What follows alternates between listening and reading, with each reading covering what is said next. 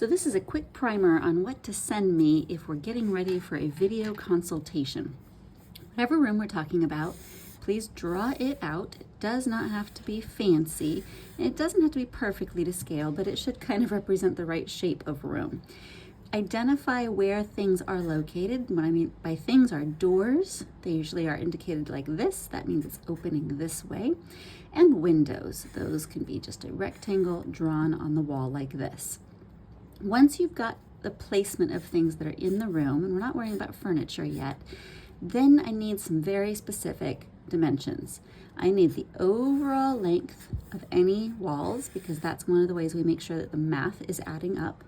And then I need the distances from things to things. So for example, from the corner of this wall to where the window starts, the width of this window, and then the end of the window to the other corner. Same thing on this wall. I'd be like, what's the distance from the corner to the start of the door, end of the door, and to the corner, and so on around the room. That's the fundamentals. Now it's also important that I know some of the heights of the room. Specifically, what is the ceiling height? So like 8'4". And if we're trying to talk about placement of things like around the windows and getting really detailed, then I'm going to want to know the sill height, right? So the distance from the floor to the sill, let's say that's 2'0".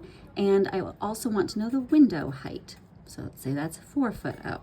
With that information, I can get a really good sense of the size of the room and give you much better information on where I would recommend placing furniture. Speaking of furniture, if we're also trying to place things that you already own, you're going to want to, maybe on a separate page, give me some of those dimensions as well. I find the easiest way to do it is to represent the same room, but don't try to fit all the measurements on one page. That just gets really messy. Instead, go ahead and say, all right, well, we've got a sofa here, and it is, and you can write in the middle of the box, or you can draw an arrow. You can be like, it's 8 feet long by 3 feet deep. Heights are also useful, but in the context of a virtual consult, that's usually enough information as your length and width, not your heights. They're not usually as important in a layout conversation. Of course, if you're trying not to block a view, then those heights will come into play. But let's keep it simple. Try to keep this information as simple and understandable as possible. So the overall room, and then the furniture pieces that you're trying to fit into that space with their basic dimensions. The final thing that is incredibly helpful is, of course, photographs of anything that you're wanting me to incorporate into the room, but in addition are photographs of the room or even a video. Sometimes you can send both, and that's the most helpful thing. With the photographs, I'm looking for photographs that take in the whole wall. So I would like a photograph from this end of the room facing flat, and then from the corner, flat, corner, flat, corner, flat, and corner.